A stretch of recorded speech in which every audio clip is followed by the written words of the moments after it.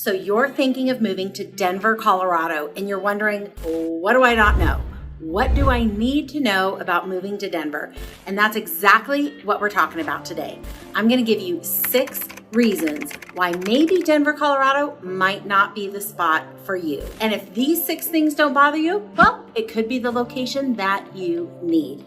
Because Denver, Colorado, it's a pretty cool place to live. So don't let these 6 things scare you. You just need to know about them. Now, number 1 is our winters. So we have long winters here. And I moved here from California 18 years ago. So when I'm saying long winters, it's relevant to a California girl. Our winters here are not like Wisconsin or Michigan or places like that. Our winters here are long and cold, and we get snow, but they're not nearly as bad as some other places in the country. Because in fact, Colorado gets, some people say 250 days of sunshine, some people say 300 days of sunshine. No matter which camp you're in, we get a lot of sunshine here. So when it does snow, that snow melts fairly quickly. But a few things that you should know about our winters here is 1, you do need either a 4-wheel drive car or an all-wheel drive car. It gets very difficult sometimes if you don't have one of those cars, just because the counties do really good at plowing the streets. The main roads, the main thoroughfares, they're really good about plowing those. It's the neighborhood streets that don't get plowed very often. So more times than not, when you get stuck in the snow when you're driving, typically it's in your own neighborhood, and it kind of can get irritating. So a 4-wheel drive or an all-wheel drive car is pretty much needed here in Colorado. And then the last thing to know is we dress in layers here in Colorado, and that's because our weather changes so rapidly. But why I bring this up to you is if you're planning to move here to Colorado and you have children, by the time you get all of the kids buttoned up in all of their clothing, so ski pants, jackets, scarves, hats, mittens, gloves, socks, boots, once you get all of that on the kids, it does take some time. So moms, if you're the ones that are doing this, just plan for some time. Dads, if you're the one not doing this and you think you're gonna run right out of the house to go for an afternoon of sledding, well, that running right out of the house, that doesn't really happen either because it takes time. So just know there is some patience involved with layering up the kids in their winter clothes. And then guess what happens? Once you get everybody ready to go, you think you're walking out the door, someone has to go to the bathroom. It never fails.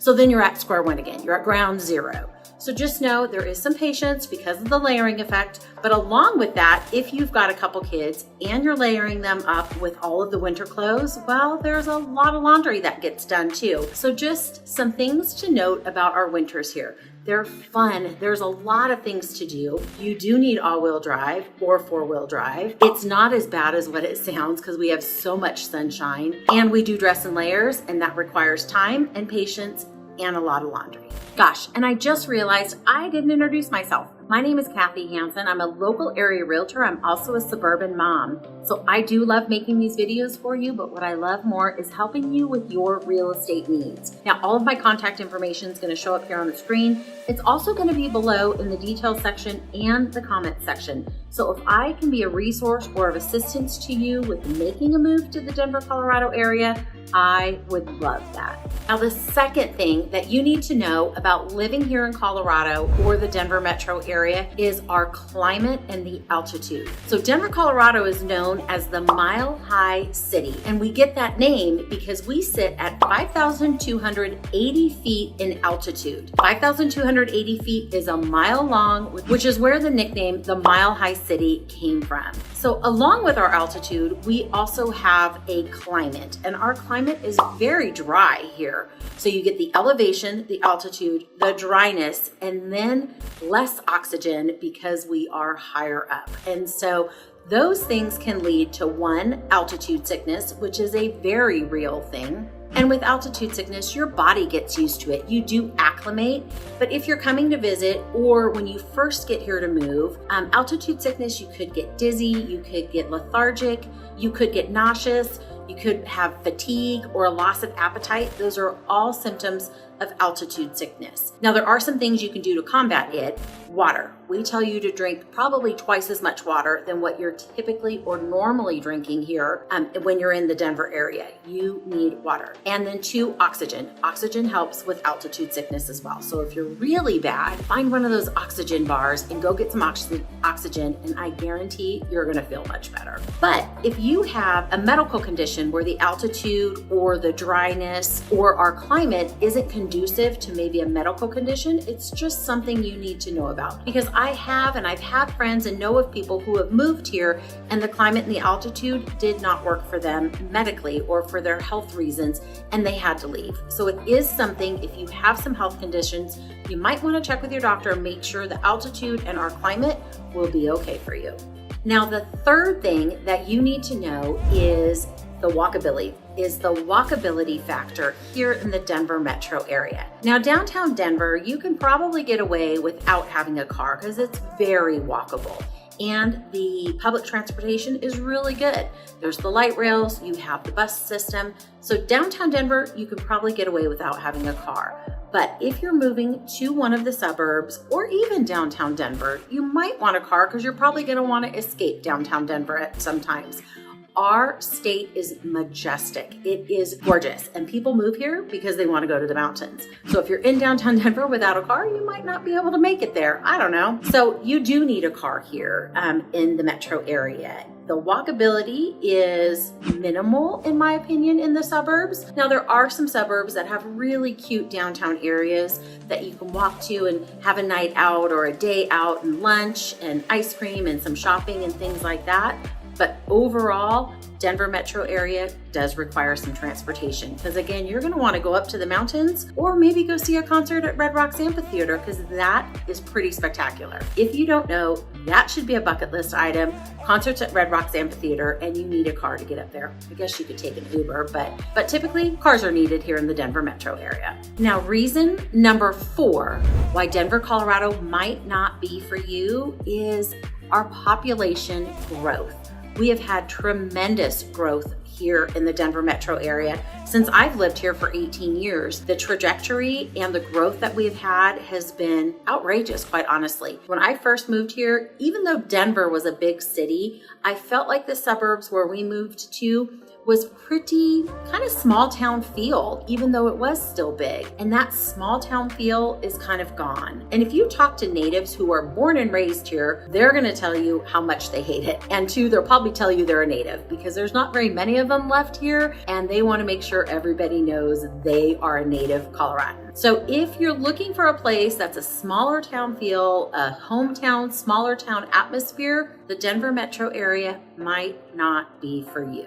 Now, the 5th reason why Denver, Colorado might not be for you is because of our tourism. Now, you know, we have world-class skiing here in this state, and a lot of people come here for that, for the mountains, for the skiing. Not only that, though, we have some amazing hiking that takes place around here. We have lots of state parks, and we have pretty cool camping spots.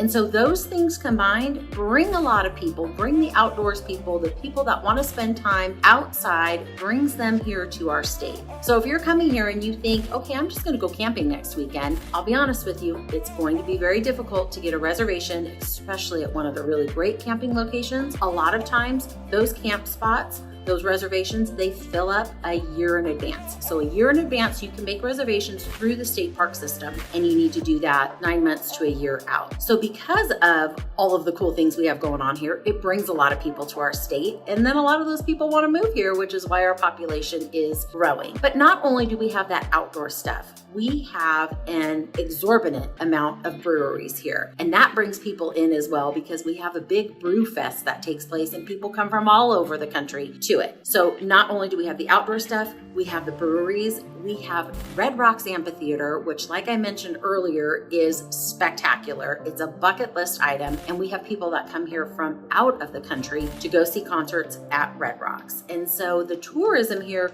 brings a lot of people. And when you get a lot of people, our airport is crowded. You might wait in line at restaurants. Camp spots are definitely harder to come by, so you just need to have some patience with the amount of people during our tourism. And then reason number 6, why Denver, Colorado might not be the spot for you, and that is the cost of living.